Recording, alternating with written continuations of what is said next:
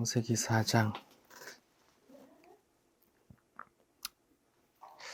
6절부터 우리 일단 15절까지 잠깐 읽고 또 다시 16절부터 읽을게요. 6절부터 15절까지 같이 한 절 한 절 읽겠습니다. 제가 먼저요. 여호와께서 가인에게 이르시되 네가 분하여 함은 어찌 됨이며 안색이 변함은 어찌 됨이냐. 네가 선을 행하면 어찌 낯을 들지 못하겠느냐. 선을 행하지 아니하면 죄가 문에 엎드려 있느니라. 죄가 너를 오려나 너는 죄를 다스릴지니라. 가인이 그의 아우 아벨에게 말하고 그들이 들에 있을 때에 가인이 그의 아우 아벨을 쳐 죽이니라. 여호와께서 가인에게 이르시되 내 아우 아벨이 어디 있느냐. 그가 이르되 내가 알지 못하나이다. 내가 내 아우를 지키는 자니이까. 이르시되 네가 무엇을 하였느냐. 네 아우의 핏소리가 땅에서부터 내게 호소하느니라. 땅이 그 입을 벌려 내 손에서부터 내 아우의 피를 받았은즉 내가 땅에서 저주를 받으리니. 네가 밭을 갈아도 땅이 다시는 그 효력을 네게 주지 아니할 것이요 너는 땅에서 피하며 유리하는 자가 되리라. 가인이 여호와께 아뢰되 내 죄벌이 지기가 너무 먼이다. 주께서 오늘 이 지면에서 나를 쫓아내시온즉 내가 주의 낯을 배웁지 못하리니 내가 땅에서 피하며 유리하는 자가 될지라. 무릇 나를 만나는 자마다 나를 죽이겠나이다. 여호와께서 그에게 이르시되 그렇지 아니하다. 가인을 죽이는 자는 벌을 7배나 받으리라 하시고 가인에게 표를 주사 그를 만나는 모든 사람에게서 죽임을 명하게 하시니라. 네, 여기까지 잠깐 하고 잠깐 좀 지난주하고 더듬은 다음에 이제 가인 자손 또 아담의 자손 이렇게 좀 볼게요. 지난주에 말씀 나눈 거 기억이 나십니까? 가인과 아벨의 그런 제사와 또 질투와 분노와 살인, 그래서 또 하나님께서 어떻게 하셨다. 근데 가인과 아벨의 그 제사와 그 지금 역할극이 누군가 뭐 예를 들어서 수천 년 뒤에 있을 자기 의를 주장하는 어떤 세력과 하나님의 은혜를 주장하는 어떤 힘없는 자가 있고 그 자기 의를 주장하는 자가 그 무력한 자를 그렇게 쳐 죽이는 그 이야기의 모형으로 서론으로 이렇게 와 있다는 말씀을 드렸어요.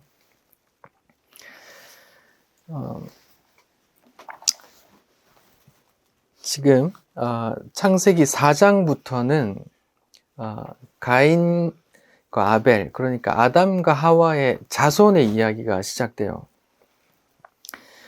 이 이야기가 창세기 3장 15절에 원복음이라고 하는 여자가 너와 뱀과 원수가 되게 하고 여자의 후손이 뱀의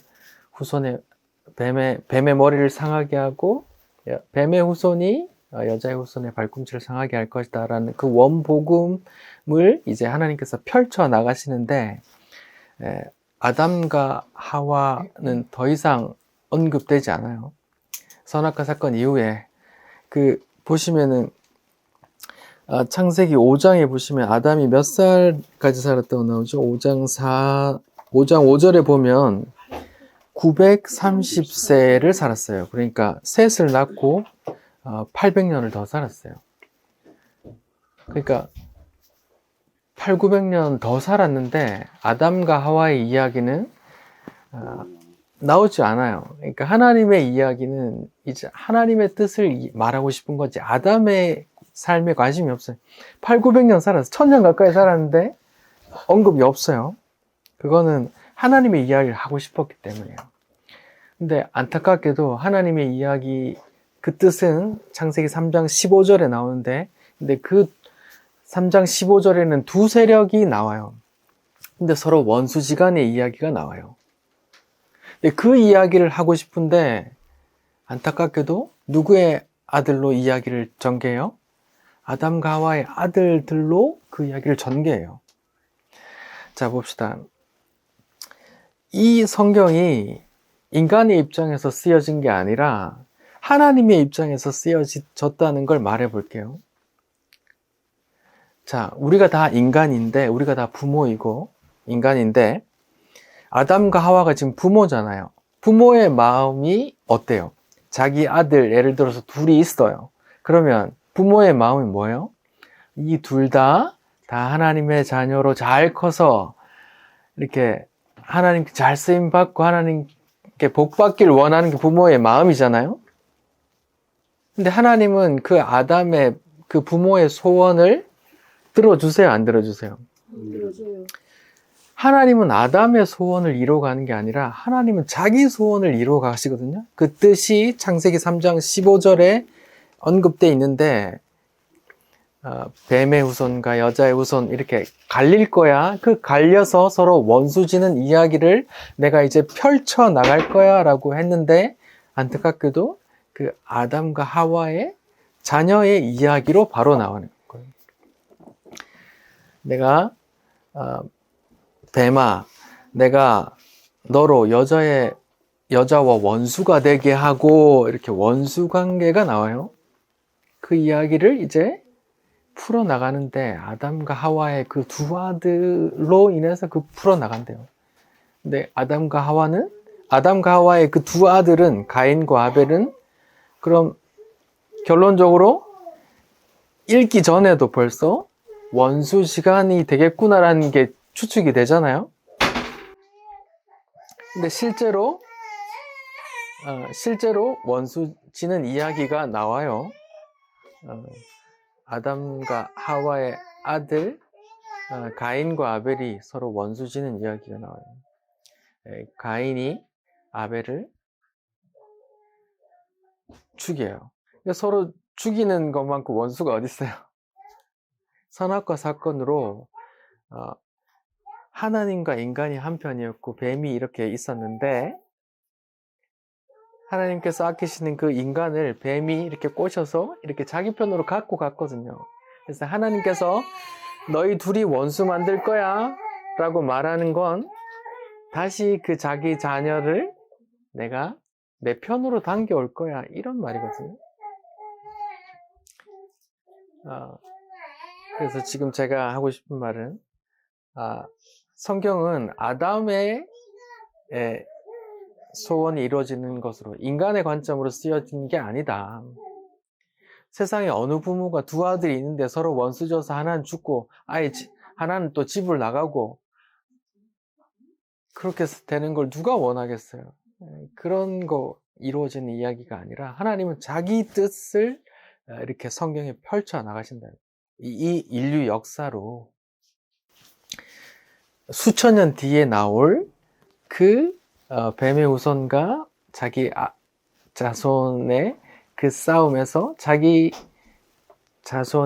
아들이 이렇게 살해되는 이야기를 미리 이렇게 이야기하고 싶은 거야.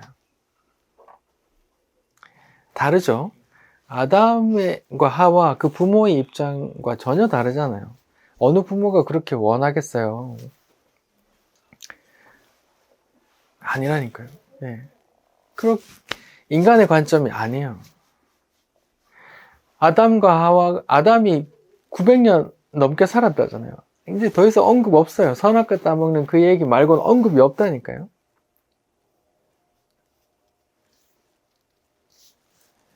네.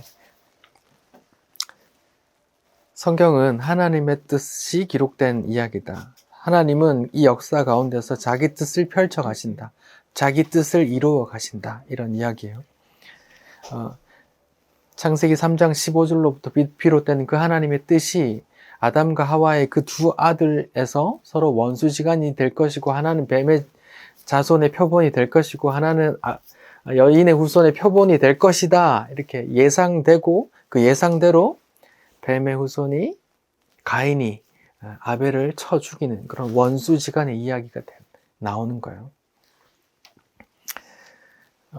이런 이야기를 읽으면서 그냥 인간적으로만 접근하면, 분노하면 안 돼, 사랑해야지, 싸우면 안 돼. 이렇게만 나가면 그 하나님의 뜻이 그냥 묵살돼 버리는 거라니까요. 성경은 내가 어떻게 해야 될까라는 책이 아니라 하나님의 뜻이 이렇게 기술되고 내가 성경을 통해서 그 하나님과 그 하나님의 뜻을 내가 인식해 가는 거거든요. 보이지 않는 하나님을 우리가 영원히 천국 가서 뵙고 우리를 다스릴 그분을 지금 이렇게 성경으로 이렇게 만나 뵙는단 말이에요. 자, 가인과 아벨이 서로 그런 사건이 있었어요. 그래서 이제 가인이 아벨을 쳐 죽이는데 보면은 창세기 4장에 8절에 보면은 가인이 그의 아우 아벨에게 말하고 해서 각주 4번이 있잖아요. 각주 4번에 이렇게 돼 있어요. 고대 역본들에 의하면 말했는데 무슨 말을 했는지가 들어가 있어요. 뭐래요?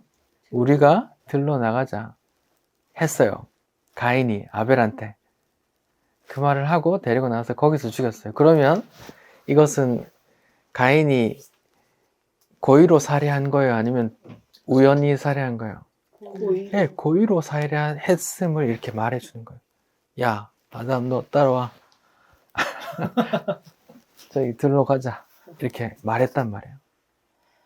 들에서 우연히 만나서 얘기하다가 이렇게 우연히 밀었는데 이게 아니라 너 나와. 이렇게 의도했단 말이에요. 고의살인이라는 걸 얘기하고 싶은 거예요. 그런데 그 반응이 하나님께서는 다 알고 계시죠? 다 알고 계십니다. 아담과 하와가 선악과를 따먹고 다 알고 계시죠? 근데 물으시죠? 네가 어디 있어? 어디 있어? 이렇게 하시잖아요. 가인에게도 그 살인을 저지른 가인에게도 물으세요. 네가 뭐 했어? 네 동생 어디 있어? 이렇게 물으세요. 하나님 다 아시는데. 여러분 그럴 수 있어요? 여러분이 부모예요. 여러분 두 아들 중에 하나를 죽인 걸 내가 알았어요. 근데 여러분 여유 있게 야 동생 어디냐? 라고 물을 수 있어요? 당장 뭐 경찰에 신고하든지 야 이놈아 이렇게 당장 나가겠지. 하나님 그렇게 물으신다고요. 근데 그 인자한 물음에 죄인은 그걸 인정한다 그랬어요? 안 한다 했어요? 인정한다 했어요? 안 한다 했어요? 네, 죄인은 어떻게든 자기 죄를 감추고 인정 안 하려고 하거든요. 그 범죄들이 다 여러분들 뭐 사건들을 조사해보면 뭐 형사사건 재구성한 그런 프로들 보면 그 사람들 범인이 순순히 자백해 아니면 뭐 전혀 발뺌하다가 뭐 DNA라든지 빼박 증거가 나오면 그때 인정해요. 그때 인정하잖아요. 마찬가지요. 어디 있어? 나 모릅니다. 라고 거짓말 하는 거예요. 성경에 계속 나오거든요. 너희 아비는 거짓의 영이다. 뭐 이렇게 말한다고요. 그 뱀의 자손의 특징이거든요. 거짓말 하는 거예요. 너 이거 먹으면 안 죽을 거야 라고 그 뱀이 거짓말 했잖아요. 뱀의 자손으로 나오는 사람이 가인인데 가인이 그 거짓말을 모르는데요? 모르긴 뭘 몰라. 자기가 죽였는데 거짓말이잖아요. 거짓말을 한단 말이에요. 그러니까 바로 하나님께서 바로 네가 분함이 어찌미냐 안식이 변함이 어찌미냐 이렇게 말하시죠. 제가 하고 싶은 구절은 7절인데요. 이제 끝부분에 죄가 너를 원하나 너는 죄를 다스릴지니라 이렇게 말씀을 하세요. 여기서 이제 죄가 너를 원하나 너는 죄를 다스릴지니라 이렇게 말해요.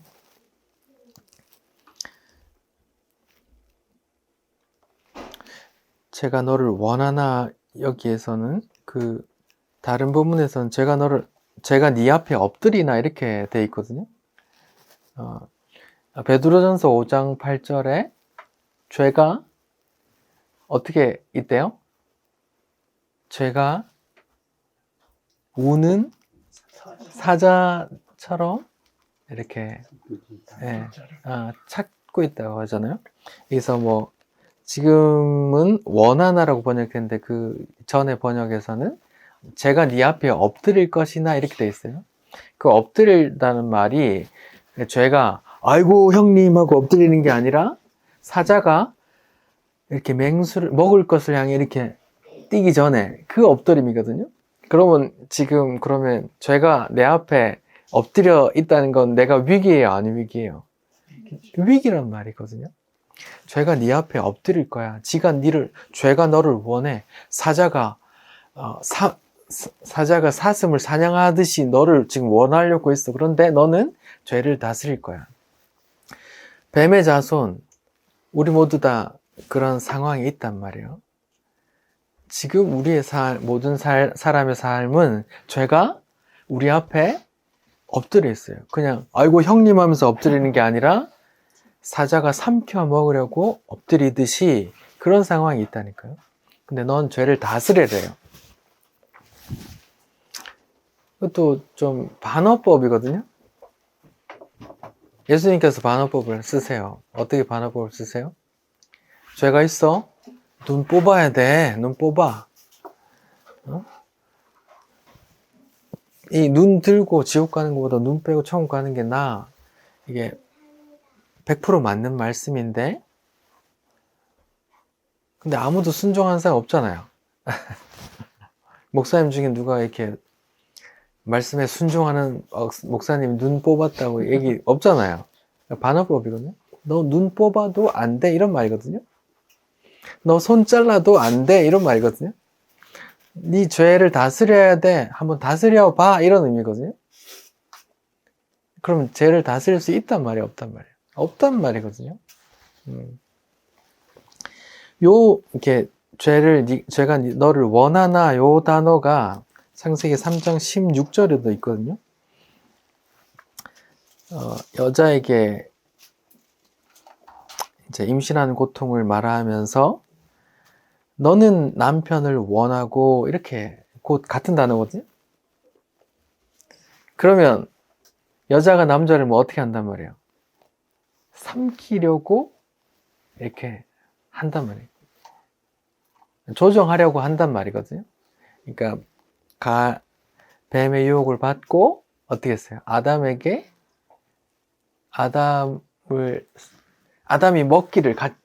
같이 먹기를 원한 거야. 근데 남편은 어떻게 해야 돼요? 다스려래요. 네, 잘 안 될 거지만 그냥 이 원한다는 말이 좋은 의미가 아니에요, 절대로. 지금도 마찬가지예요. 남자, 여자 부부 관계도 여자는 남자를 삼키려고 이렇게 웅크리고 뭐 원하고 조정하려고 하고 남편은 그런 상대를 또 다스리려고 하고 그러면 뭐예요? 엄청난 분란이 있겠죠. 네. 그러면서 하나님께서 하나님 편으로 인도하실 수도 있고 아니면 하나님께서 내버려 둔 사람이라면 그냥 그렇게 파국을 맞겠죠. 네. 그런 상황이 놓였단 말이에요.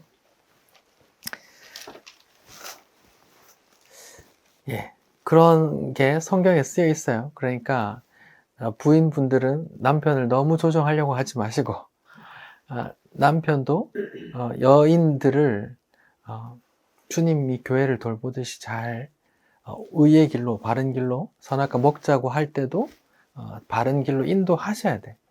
비록 그게 힘들지만 그런 인도를 하셔야 되고 여자분들도 너무 이렇게 다른 길로 가자고 이렇게 남편을 이렇게 조정하려고 좀 덜 하셔야 된다. 왜냐하면 그런 게 숙명처럼 성경에 남자 여자 관계가 그렇게 될 거라고 쓰여져 있거든요. 예, 그런 숙명이니까 그걸 좀 알고 계셔야 돼요. 자, 그러면 이제 또 넘어가서 그 4장 10절에 보면 네가 무엇을 하였느냐 네 아우의 핏소리가 땅에서 내게 호소한다 이렇게 말하거든요. 참 재밌죠. 땅이 나한테 호소해 이렇게 말하거든요. 그러면 생각해 봅시다. 오늘날 이 땅에도 지금도 살인 사건이 일어나잖아요. 그러면 그 땅이 호소하고 하나님이 그걸 다 안단 말이에요? 모른단 말이에요? 네. 어떤 혹자는 말해요. 하나님이 살아계시다면 어떻게 내 딸을 누가 이렇게 살인하도록 놔뒀어? 라고 말하지만 성경의 창세기 4장에 부터 바로 그런 게 나와요. 하나님 살아계시지만 그런 걸 그냥 허락하신단 말이에요. 조장하신 게 아니라 허락하셔요. 하나님 다 알고 계세요. 근데 지금 당장 심판 안 하실 뿐이에요. 나중에 심판하시는 거죠.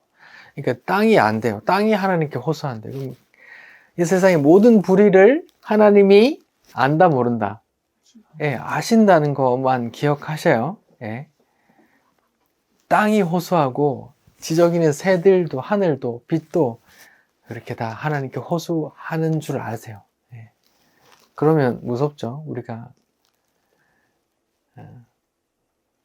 죄를 지을 때 한 번 더 생각하게 되겠죠. 12절에 보면 이제 벌을 내려요. 땅이 너로 인해서 저주를 받아서 네가 밭을 갈아도 다시 그 효력을 주지 못할 거야. 이렇게 말해요. 가인은 농사를 할 수 없다는 말이거든요. 농사로 인해서 얻을 수 없다 이 말이에요. 그러면 가인은 이제 쫓겨나서 뭐라고 살았을까요? 내가 경작해서 먹고 살지 못하면 뭘 해서 먹을까요? 뺏어 먹는다. 또 사냥한다. 또 그냥 들의 과일 같은 게 자연스럽게 열린 걸 먹을 수 있겠죠. 예, 그래서 이런 이유로 나중에 가인의 자손에서 어떤 게 발달할까요?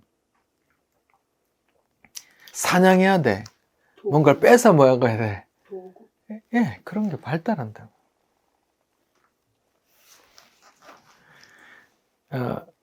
제 개인적인 생각으로는 이제 가인의 후손 중에 농사를 전혀 안 지었다 이런 게 아니라 적어도 가인 세대는 그렇게 했을 거다 이런 생각이 들어요. 하나님께서 일단 벌한다고 말씀하셨으니까.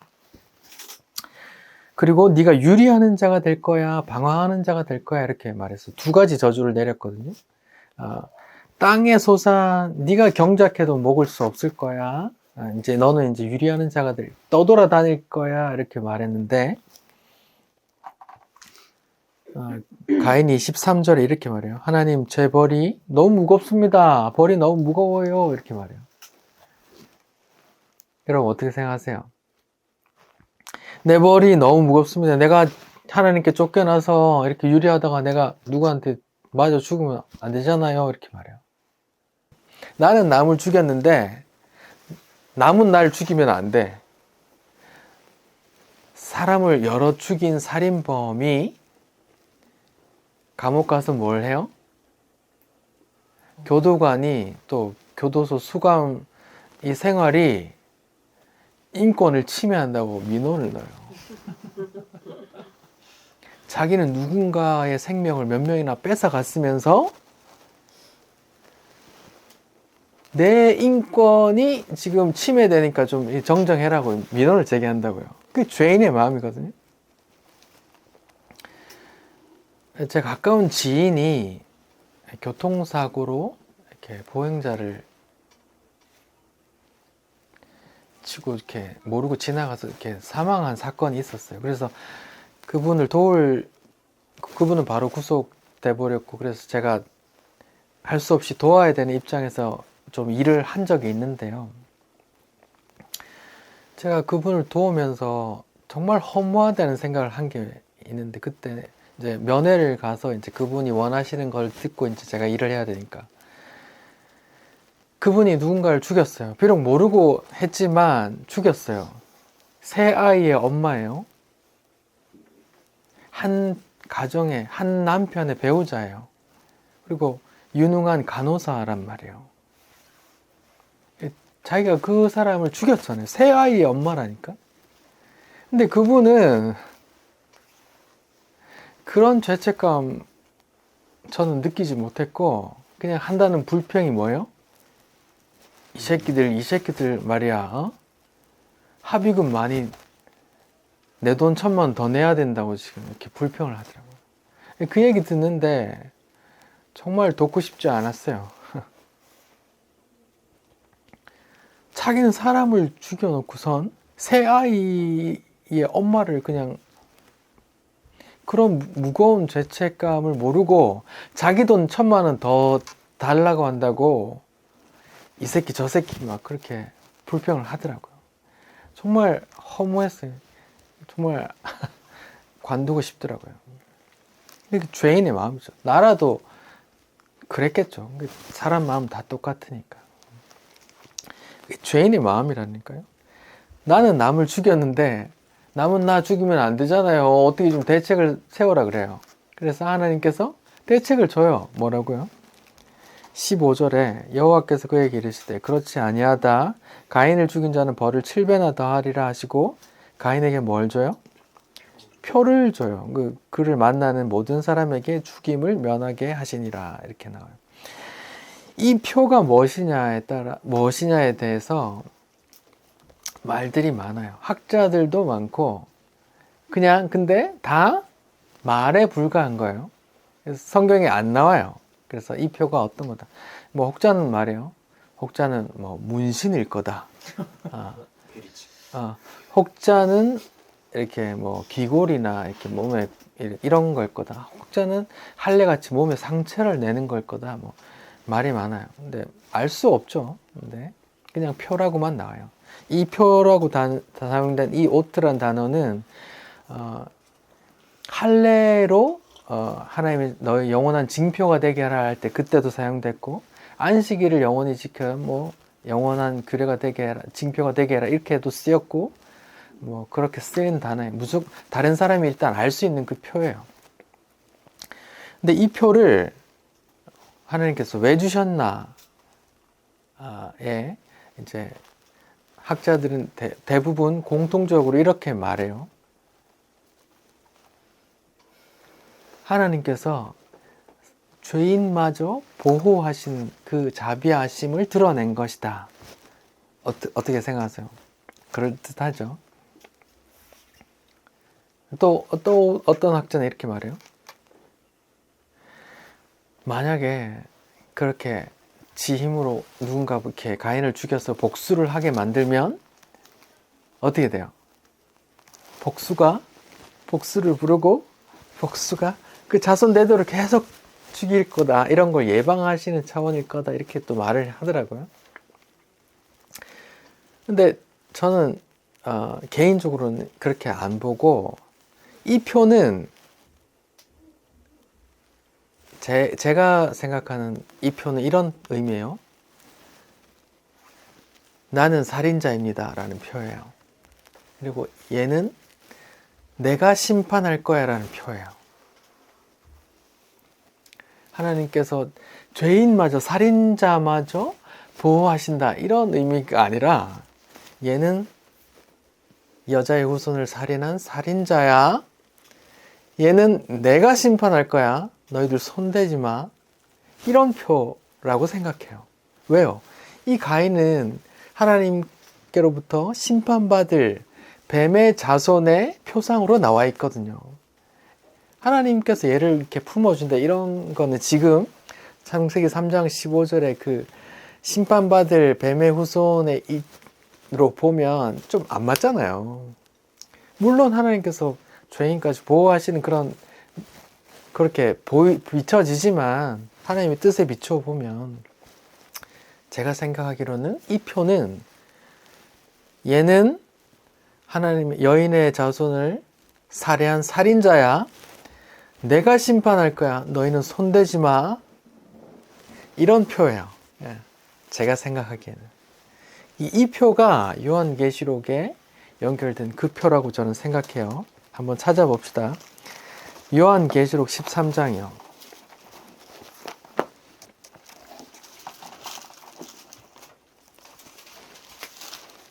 요한계시록 13장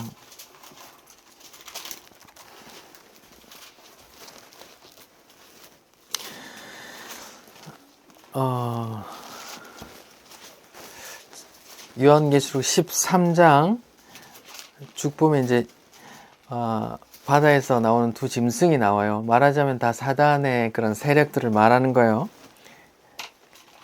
13장 6절부터 제가 한번 계속 읽어볼게요. 한번 들어보세요. 짐승이 나와요. 그 용의 하수인 좀 돼요. 짐승이 입을 벌려 하나님을 향하여 비방하되 그의 이름과 그의 장막 하늘에 사는 자들을 비방하더라. 권세를 받아 성도들과 싸워 이기고 성도들과 싸운대요. 성도들과 원수된 그런 관계래요. 근데 각 족속과 백성과 방언과 나라를 다스리는 권세를 가졌어요. 그러니까 각 이 세상에 다스릴 권세를 지금 누가 가졌단 말이에요? 이 짐승, 이 사단의 세력이 지금 잡았단 말이에요. 그리고 성도와 싸운대요. 성도를 박해한단 말이에요. 13장 8절 죽임당한 하나님의 어린 양의 책에 생명책에 창세 이후로 이름이 기록되지 못하고 이 땅에 사는 사람들은 짐승에게 경배한다고 나와요. 그러니까 죽임당한 하나님 어린 양의 생명책, 그러니까 구원받은 사람들의 이름이 쓰여지는 책에 이름이 기록되지 못하고 이 땅에 사는 사람들은 누구를 경배해요? 짐승을 경배한다고요. 그러니까 이 짐승을 따르는 자들이 생명책에 기록된 자예요? 아니에요? 아니란 말이에요. 그리고 9절 누구든지 귀가 있거든 들어. 야, 귀 있는 놈 들어봐. 사로잡힐 자는 사로잡아 갈 것이요 칼에 죽을 자는 맞덩이 칼에 죽을 것이니 누가 사로잡혀 가는 사람이 있고 칼에 죽을 사람이 있대요. 근데 성도들의 인내와 믿음이 여기 있단 말이에요. 그러면 기득권 가진 그 권세자, 짐승, 사단, 마귀 세력이 성도들을 잡아가기도 하고 칼로 죽이기도 한다는 거잖아요. 성도들의 믿음과 인내가 여기에서 드러난다고 하니까. 또 내가 또 보매 다른 짐승이 땅에서 올라오니 어린 양같이 두 뿔이 있고 용처럼 말하더라. 그가 먼저 나온 짐승의 모든 권세를 그 앞에 행하고 땅과 땅에 사는 사람들, 마찬가지로 생명책에 기록되지 않은 사람들이에요. 그 사람들이 처음 짐승에게 경배하게 한대요. 13절 큰 이적까지 행해요. 그래서 사람들의 앞에서 불이 하늘로부터 떨어지게 하는 그런 큰 이적, 보면 우와 할 만큼 그런 이적을 보이는 거예요. 짐승 앞에서 받은 바 이적을 행함으로 땅에 거하는 자들을 미혹하여 이 사람 대단하다, 신이다 이렇게 하는 거예요. 땅에 거하는 자들에게 이르기를 칼에 상하였다가 살아난 짐승을 위하여 우상을 만들라 하고 그가 권세를 받아 짐승의 우상에게 생기를 주어 우상의 짐승으로 말하게 하고 짐승의 우상에게 경배하지 아니하는 자는 다 죽인다. 짐승에게 경배하지 않는 자가 누구예요? 생명책에 기록된 자들은 경배하지 않겠죠. 죽임 당한단 말이에요. 그가 모든 자, 곧 작은 자나 큰 자나 부자나 가난한 자나 자유인이나 종들에게 오른손이나 이마에 표를 받게 하고 누구든지 이 표 가진 자 외에는 매매를 못하게 하고 이 표는 곧 짐승의 이름이나 이름의 수라. 지혜 있는 자는 지혜가 여기 있으니 총명한 자는 그 짐승의 수 사람의 수를 세봐라. 그 수는 뭐라고요? 666이다 이렇게 나와요. 근데 이 표가 지금 심판받을 자, 사탄 짐승을 따르는 자에게 받을 표란 말이에요. 근데 요한계시록은 묵시록이에요. 묵시록은 상징과 비유가 가득해요. 예를 들어서 여인이 광야에서 3년 반, 1260일, 42달 동안 이렇게 광야에서 훈련받는다고 그래요. 그 말은 성도가 이 땅에서 살아가는 기간을 3년 반, 1260일, 42달 이렇게 표현한다고 했잖아요. 그것도 비유고 상징이란 말이에요. 14만 4천도 마찬가지예요. 그냥 딱 그 수만 구원받는 게 아니라요. 무수히 많은 수가 있지만 그렇게 그냥 12 곱하기 12 곱하기 많다는 1000 이렇게 비유와 상징으로 쓴단 말이에요. 여기서도 짐승의 수가 666이라고 나오는데 성경에는 666이라는 숫자의 의미가 있어요. 6은 7이 성경에서 말하는 7이 완전수예요. 하나님께서 7일째 안식하셨죠. 선지찬조를 마감했어요. 그러니까 7 완전수 7. 근데 성부, 성자, 성령 하나님의 수 3. 그래서 7을 3번 더하면 그게 하나님 완전한 분, 완전한 수 이런 의미가 있는데 그걸 흉내내는 선악과 따먹고 하나님과 같이 되려고 했죠. 그러니까 그걸 흉내내는 수가 뭘까요? 6이에요.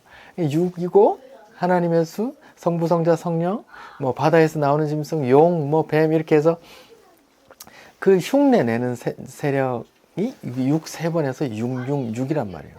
그러니까 뭐 이마에 6, 뭐 그냥 그대로 666 쓰고 뭐 이런 거 문신하고 이런 거 무시하셔도 돼요. 그런 거 아닙니다. 상징이에요. 그러니까 777에 미치지 못하고 그 흉내내는 자들의 수예요. 근데 그 자들은 뭐예요? 하나님께 심판받는 자들이에요.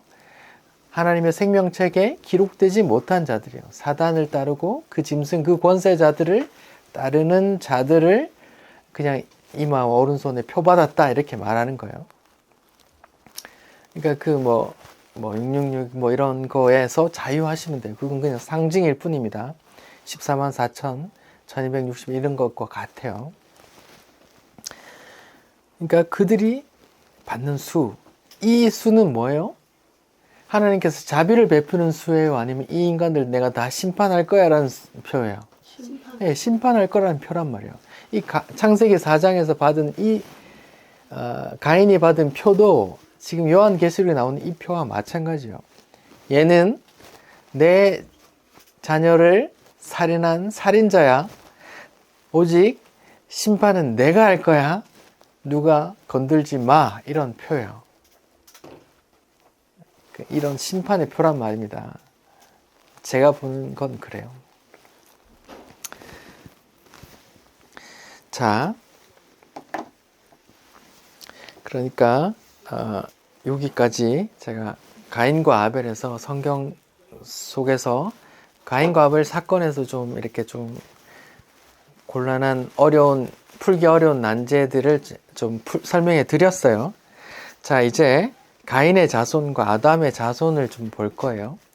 자, 계속 창세기 3장 15절에 그 하나님의 뜻이 이렇게 번져 나가는 이야기예요. 거기에 초점을 맞추고, 근데 창세기 3장 15절에 두 세력이 나와요. 뱀의 자손, 여인의 후손 이렇게 나온단 말이에요. 그 후손이 이렇게 안타깝지만 아담과 하와의 두 아들로 이렇게 이야기된다는 이야기예요. 두 아들이 있었는데 하나는 그 아들을 죽이고 하나는 집에서 쫓겨나고 하나는 죽고 없어요. 그 이야기란 말이에요. 그래서 살인하고 집을 떠나가 하나님을 떠나간 가인의 후손의 이야기를 한번 볼게요. 같이 한번 읽읍시다. 창세기 4장 16절부터 24절까지를 한 절, 여러분 한 절 읽을게요.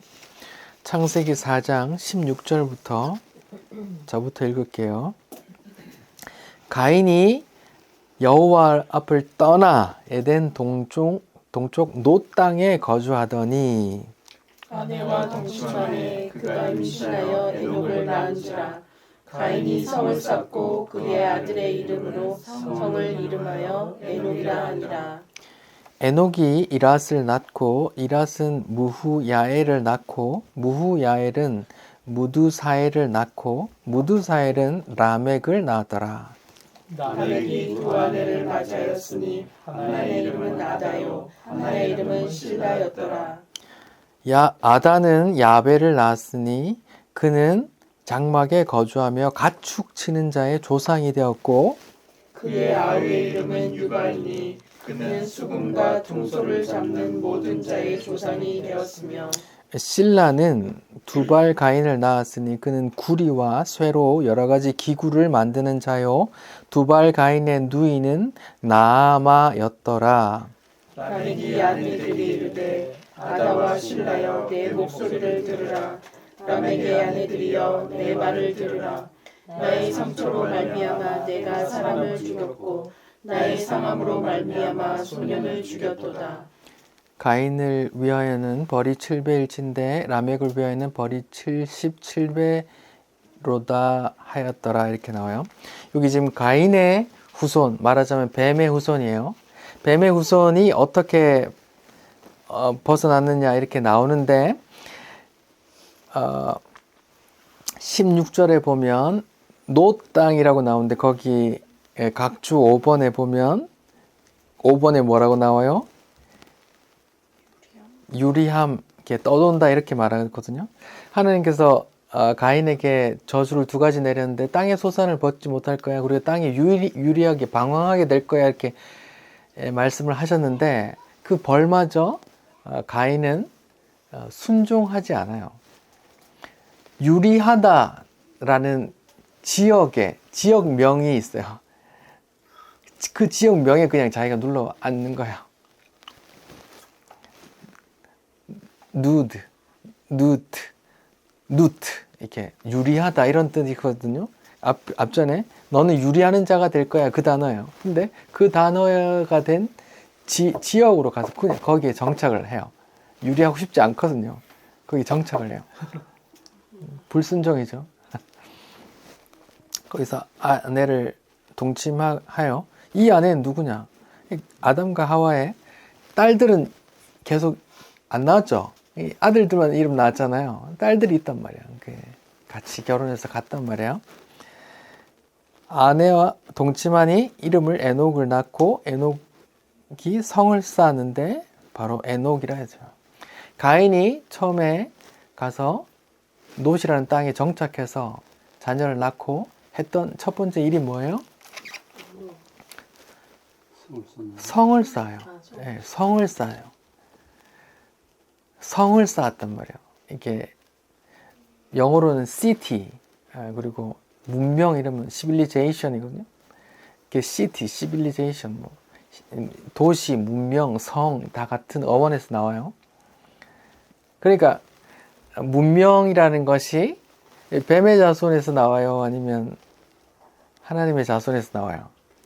뱀의 자손에서 나와요. city, 성이 나오고 뒤에는 뭐가 나와요? 라멕이라는 자가 자녀를 부인이 둘 있는데 자녀를 낳았는데 20절에 가축 치는 자의 조상이 되었다고 그러죠. 그전에는 가축을 안 쳤어요. 근데 사냥을 하다가 잡아왔어요. 그리고 기르게 됐어요. 말을 기르고 뭐 늑대를 잡아다가 개로 기르고 뭐 소를 잡아다가 소를 기르고 이제 기르기는 기술을 이제 습득했단 말이에요. 또 사냥을 해야 되니까 또 뭐가 발달해요? 도구를 이제 만드는 자들이 도구가 나오니까 또 뭐래요? 악기를 만들기 시작해요.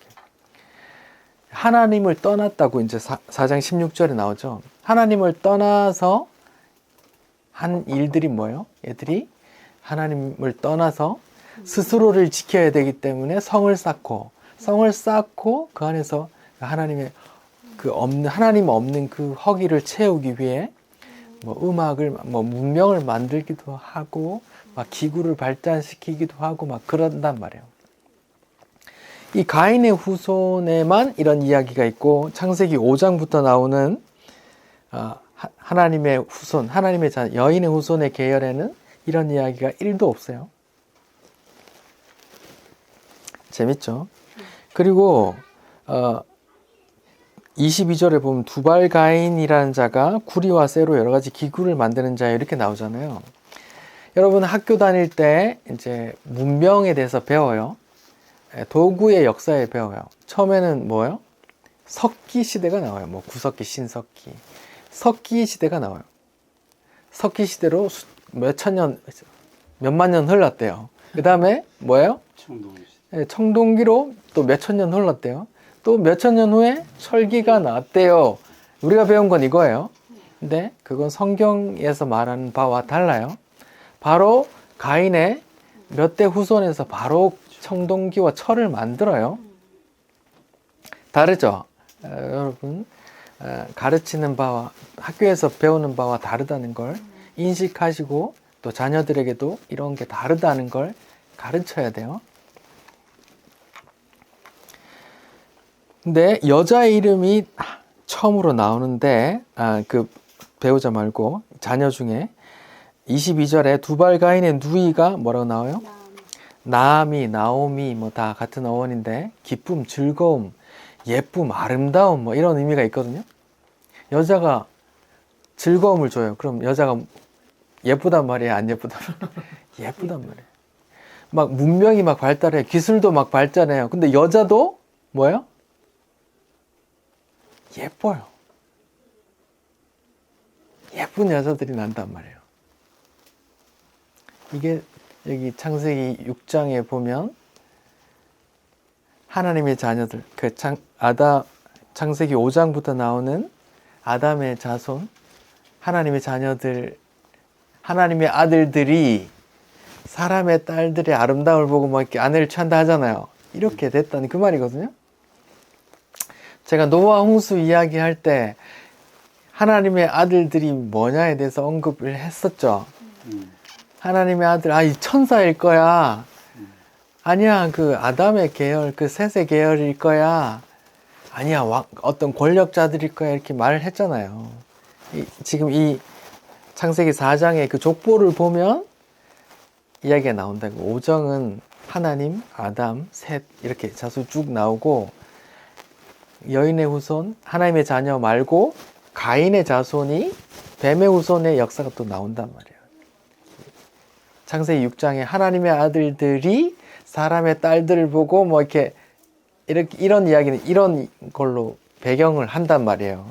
그러니까 여러분 뭐 이 하나님의 아들들이 무슨 말인지 천사인지 아닌지 생각을 해보라고요.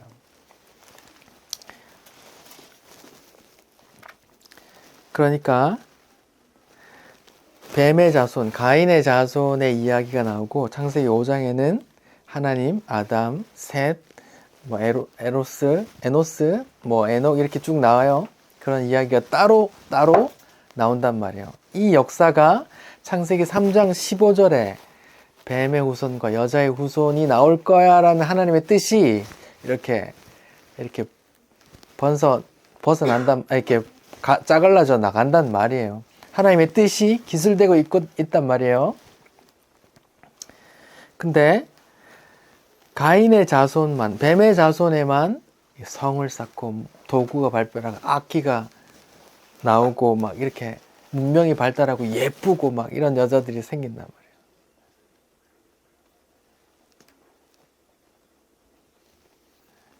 그러니까 하나님의 자녀들이 잘 사는 게 아니고 가인의 자손들이 잘 살고 그들이 기득권, 선진 문명화 됐고 그들이 더 잘 살고 힘있고 예쁘고 그렇단 말이에요. 여러분 기억하셔야 돼, 이걸.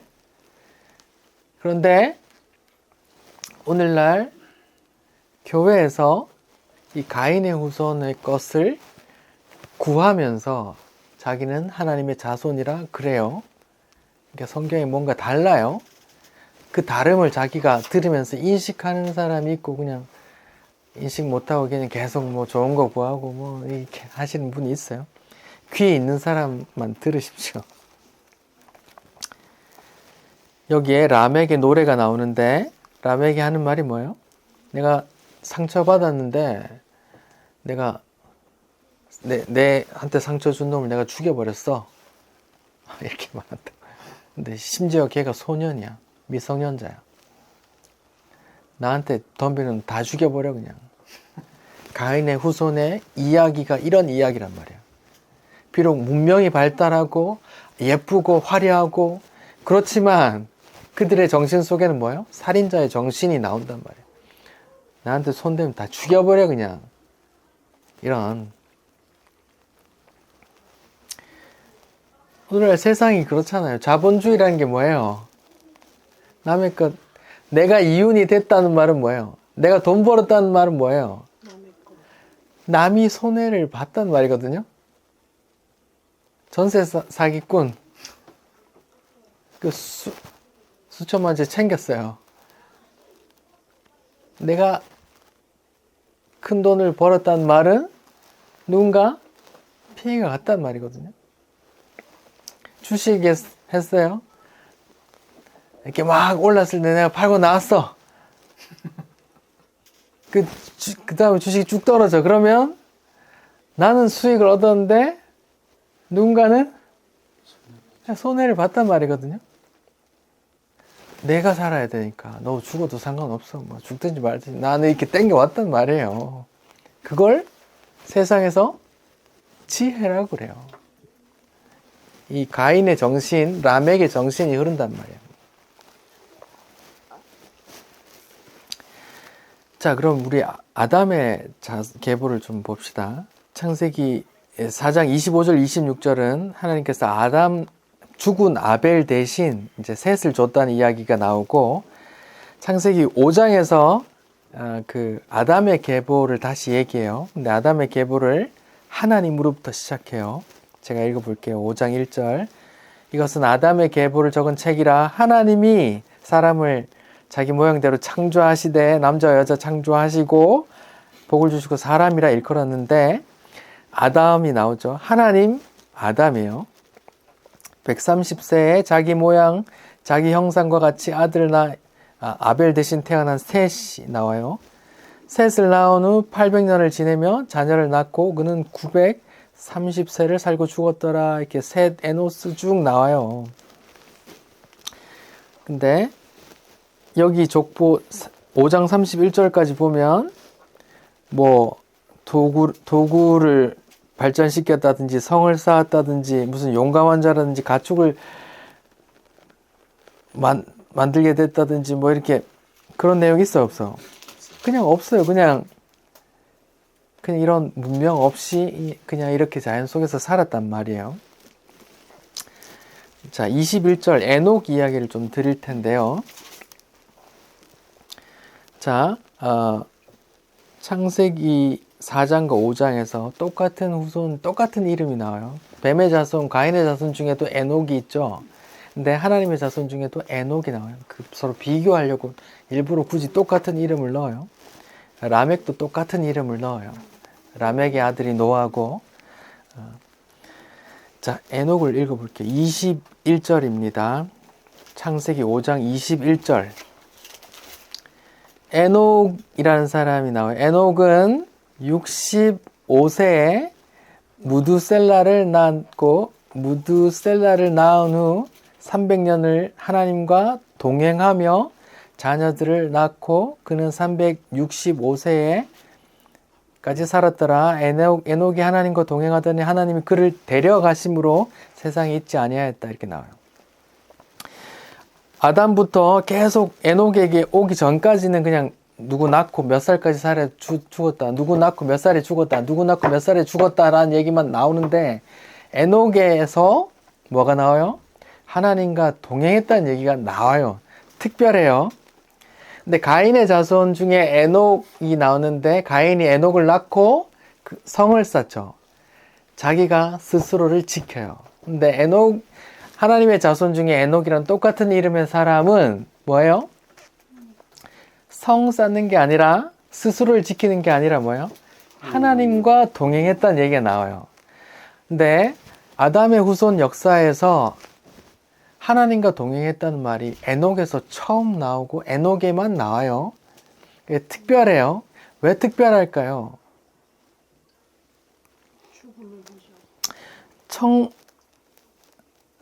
에녹이 65세의 아들을 낳아요. 그 아들의 이름이 뭐예요? 무드셀라예요. 이렇게 무트셀라. 셀라는 창, 검, 칼, 무기를 말하고, 무트는 남자 이런 뜻이거든요. 그러면 칼을 든 남자, 칼의 남자, 창을 든 남자 이런 뜻이거든요. 근데 에녹이 무드셀라를 낳기 전후에 어떤 사건이 있었어요. 그래서 자기가 그 아들의 이름도 칼의 사람 이렇게 지었고, 또 그때부터 하나님과 동행했다는 말이 나오는 거예요. 무슨 일이 있었을까요? 성경에 유다서에 에녹에 대한 기록이 나와요. 요한계시록 앞에 유다서라는 게 있어요. 한번 찾아보세요.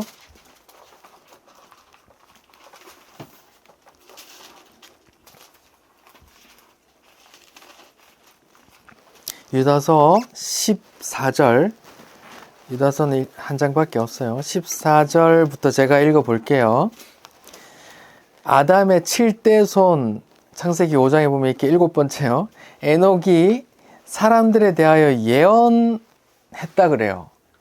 예언하여 이르되 보라 주께서 수만의 거룩한 자와 함께 임하셨고 이는 무사람을 심판하사 모든 경건치 않은 자가 경건하지 않게 행한 모든 경건하지 않은 일과 경건하지 않은 죄인들이 주를 거슬러 한 모든 완악한 말로 말미암아 그들을 정죄하심이라. 이 사람들은 원망하는 자며 불만을 토하는 자며 정욕대로 행하는 자라. 그 입으로 자랑하는 자들을 자랑하는 말을 하며 이익을 위하여 아첨하느니라. 이렇게 나와요. 이 유다서라는 곳에 아담의 7대 손 에녹이라는 사람에 대해서 얘기하는데 에녹이 예언했대요. 근데 예언한 내용이 뭐예요? 무슨 내용이요? 예언한 내용이 심판이래요. 심판에 대한 계시를 받았나 봐요. 그랬더니 그 계시를 받고 예언했다고 말해요. 뭐라고? 하나님께서 심판하신대. 너 이제 큰일 났어. 심판하신대. 라고 예언하고 그 아들의 이름을 칼의 사람, 창의 사람, 칼든 사람, 이렇게 지었어요. 마치 내 아들이 심판을 행하는 사람처럼. 칼든 남자, 칼든 사람 하면 생각나는 게 뭐예요? 선악과 사건에서 쫓겨나실 때 불칼 그룹이 있잖아요. 그게 뭘 상징한다 했어요? 하나님의 심판을 상징한다 했잖아요. 그 에녹이 자기 아들의 이름을 무드셀라, 칼의 사람 이렇게 지었단 말이에요. 그래서 하나님과 동행하며 살았다는데 하나님과 동행하며 살았다는 의미가 뭘까요? 다시 에녹이 하나님과 동행하며 살았다고 하는데 하나님과 동행했다는 의미가 뭐예요? 에녹이 어떤 계시를 받았어요? 하나님의 심판의 계시를 받았어요. 그리고 그 계시를 말했어요. 그러면 하나님 그렇게 계시를 말을 듣고 그 계시를 기억하고 또 그 계시를 사람들에게 말하면서 살았어요. 그걸 하나님과 동행했다 그래요. 그러면 에녹의 하나님의 동행은 우리가 오늘날 말하는 하나님과 동행하면서 복 많이 받자의 이야기가 아니라 하나님의 심판을 기억하며 살았단 말이에요. 하나님의 심판을 기억하며 산다는 말이 하나님과 동행하며 살았다는 말의 의미란 말이에요. 오늘날 말하는 에녹처럼 하나님과 동행하여 복을 받자가 아니에요. 이 땅은 하나님께서 심판할 거야. 기억하십시오. 그리고 나도 그 심판 기억하면서 자기 아들의 이름을 심판의 도구된 그런 칼의 사람 이렇게 이름을 지었단 말이에요. 무두셀라가 몇 살에 죽었어요? 69세. 무두셀라가 27절에 보면 969세에 죽었다고 해요. 자, 보세요. 그럼 25절에 무두셀라는 그 아들 라멕을 몇 살에 낳았어요? 187세에 라멕을 낳았어요. 그러면 라멕은 노아를 몇 살에 낳았어요?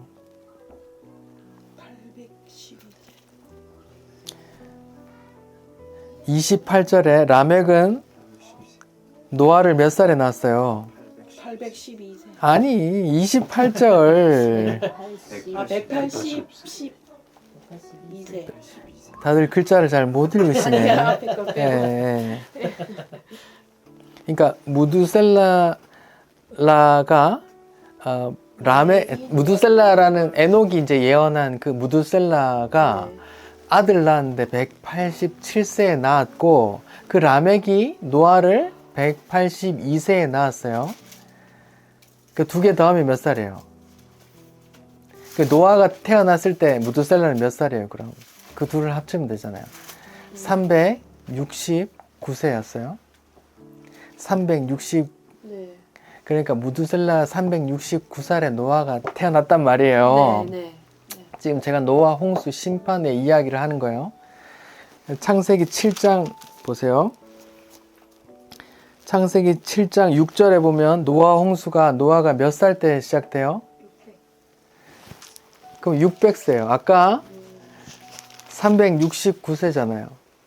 네. 무드셀라가 라멕을 낳을 때 187, 라멕이 노아를 낳았을 때가 182. 두 개 더하면 무드셀라가 그 증손자 노아가 태어났을 때 369살이란 말이에요. 근데 노아가 600살 때 심판이 있단 말이에요. 그러면 그 두 개를 더하면 얼마예요? 369 더하기 600 하면 969잖아요. 네. 무드셀라가 969살에 노아 홍수 심판이 있었단 말이에요. 네. 그러면 무드셀라가 몇 살에 죽었대요? 969세. 무드셀라의 생이 끝나는 순간 심판이 임했단 말이에요. 그러니까 하나님의 심판을 내가 심판할 거야 라는 에녹이 그 심판의 계시를 받았어요. 그리고 그 아들의 이름을 하나님 심판의 도구, 이런 칼의 사람 이런 의미로 지었어요. 근데 그 아들이 죽은 해에 노아가 600살이고 그 해에 심판이 임했단 말입니다. 그러니까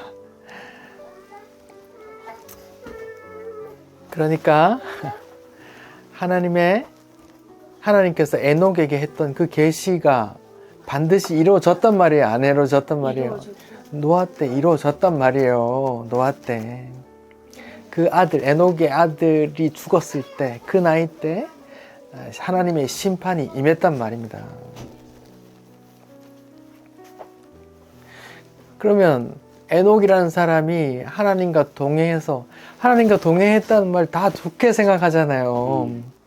하나님께 동행해서 좋은 일 많이 있고 복 많이 받고, 아니라요. 그 당시에 수명이 900 몇 살 살았어요. 근데 에녹은 그 3분의 1 요절했단 말이에요. 오늘날 60까지 살면 그냥 20살 때 죽었단 말이고, 90살까지 살면 30살에 요절했단 말이란 말이에요. 에녹이 하나님과 동행했는데 요절했어요. 근데 하나님과 동행했다는 말의 의미가 뭐예요? 하나님의 심판을 기억하고 심판을 전하면서 살았어요. 그걸 하나님과 동행했다고 성경은 기록한단 말이에요. 그리고 그 아들 무드셀라가 죽었을 때 성경에 가장 오랜 산 사람이에요. 369세. 죽었을 때 바로 심판이 임했단 말이에요. 자, 오늘날에도 하나님의 심판에 대한 계시가 우리는 성경을 통해 알아요. 예수께서 다시 오심, 재림하시면 이 땅을 심판할 거야 라는 계시를 우리가 성경을 통해 받았단 말이에요. 그러면 이 계시를 받은 우리는 그럼 하나님과 동행해야 된다라고 말하는데, 그럼 하나님께 동행해야 된다는 의미가 뭐예요? 하나님의 재림을 늘 기억하고 사는 사람, 그걸 기억하고 그걸 전하는 사람을 하나님과 동행한다고 성경에 그 의미가 그 의미란 말입니다. 예수님 재림하시면, 예수님 다시 오시면 이 땅이 망합니다 라고 전하면 누가 좋아해요? 다 이 땅에 좋은 것 만끽하면서 100년 해로 100년 200년 장수하려고 하는데, 야 그런 거 미련 두지 마, 하나님 다시 오신다고 약속하셨어, 다시 오시면 이 땅이 끝이다, 불로 멸하실 거야, 이렇게 하나님께서 약속하셨는데 그것을 기억하고 내가 기억하고 그것을 전하는 삶을 하나님과 동행하는 삶이라고 성경은 말한단 말이에요. 하나님과 동행해서 복받고 만수무강한, 이게 의미가 아니란 말입니다. 가인의 후손 문명을 발전시켰어요. 시빌리제이션, 시티를 만들고 문명을 이뤘어요. 근데 노아 홍수 때 이 인간들 다 어떻게 됐을까요? 다 멸시를 했다니까. 다 심판받았다니까. 문명을 발전시키고 말고 가네. 도구를 만들고 가네.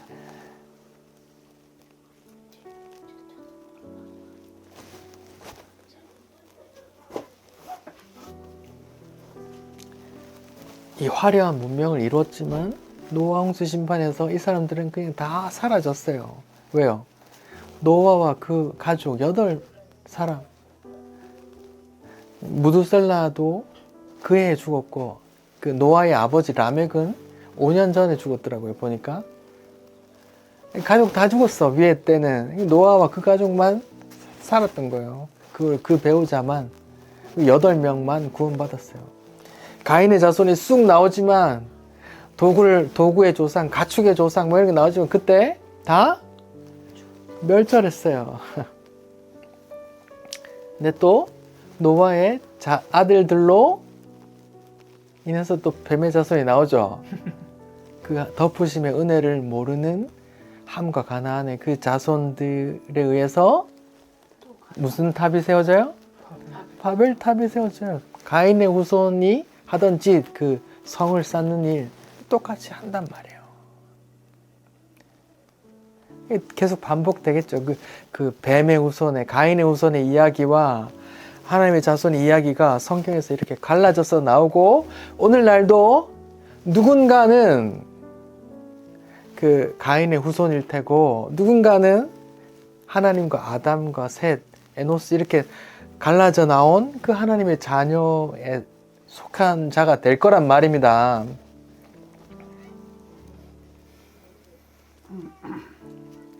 나는 어디에 속하는지 생각해 보세요. 가인의 자손에 이렇게 화려한 문명이 있었다니까요. 에녹은 하나님과 동행했대요. 하나님과 동행했다는 의미가 뭐예요? 하나님의 심판을 기억하고 그냥 살다가 다른 그 동시대의 사람들의 수명의 3분의 1 그냥 요절해서 갔다니까요. 하나님과 동행하는 삶, 90까지 사는데 30대 죽었어. 누가 바래요? 오늘날 교회에서 하나님과 동행합시다, 에녹처럼 하나님과 동행합시다 살면서 에녹같이 그 시대 수명의 3분의 1로 요절했다. 그러면 그가 하나님과 동행해서 그렇게 축복받았다고 말해요. 아이고, 그 애는 또 하나님께 벌을 받았나? 왜 이렇게 요절을 당했어? 젊은 애가 죄를 많이 지었나 보다. 이렇게 생각하잖아요, 다들. 그러니까 오늘날 생각하는 게 하나님과 동행한다는 게 얼마나 달라요. 하나님의 복이라는 게 얼마나 다르냐고요. 적어도 에녹이 말한 그 하나님과 동행했다는 말은 그 하나님의 심판을 내가 앞으로 969년 후에 있을 일이지만 믿었고 전했고 나도 그렇게 살고 그걸 기억하면서 살다가 가는 거예요. 그걸 하나님과 동행하면서 산다고 하는 거라고요.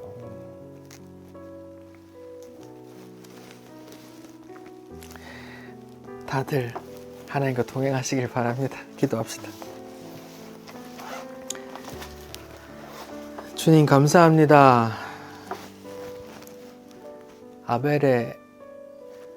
가인의 후손, 그 뱀의 후손의 이야기를 들려주시고 하나님, 아담, 셋, 노아까지 이어지는 그 하나님의 자녀들의 이야기를 들려주셔서 감사합니다. 가인의 자손은 성을 쌓고 문명을 발전시켰습니다. 하지만 하나님의 자녀들은 비록 문명화되진 않았지만 하나님과 동행하며 하나님의 심판을 기억하고 살았다고 합니다. 주님, 이 말씀을 듣는 지체들이 하나님과 동행하는 하나님의 자녀이길 바랍니다. 주여, 우리가 하나님과 동행하는 삶을 기도하며 살게 해주십시오. 주의 재림을 기다리며 소망하며 살게 해 주십시오. 예수님의 이름으로 기도드립니다. 아멘. 우리 이제는 내가 없고 찬송합시다.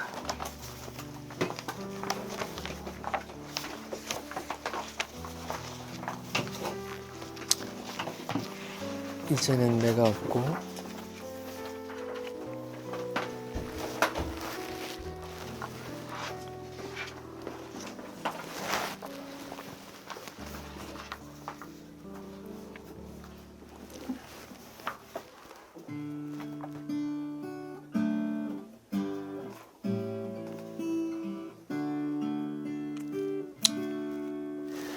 이제는 내가 없고 오직 예수님만 내 안에 살아계신 오직 예수님만 찬양하며 살리라 예배하며 살리라 내 안에 계시는 오직 예수님만 이제는 내가 없고 이제는 내가 없고 오직 예수님만 내 안에 살아계신 오직 예수님만 찬양하며 살리라 예배하며 살리라 내 안에 계시는 오직 예수님만 주님은 나의 아바 아버지 내 상한 영혼 만지시고 주님은 나의 하늘 아버지 나의 모든 것 주님께 맡기리 넘어갑시다. 이제는 내가 주님과 함께 십자가 위에 죽었으니 이제는 내가 산 것 아니요 내 안에 주님이 사신 것이라 이제는 내가 없고 오직 예수님만 내 안에 살아계신 오직 예수님만 찬양하며 살리라 예배하며 살리라 내 안에 계시는 오직 예수님만 내 안에 계시는 오직 예수님만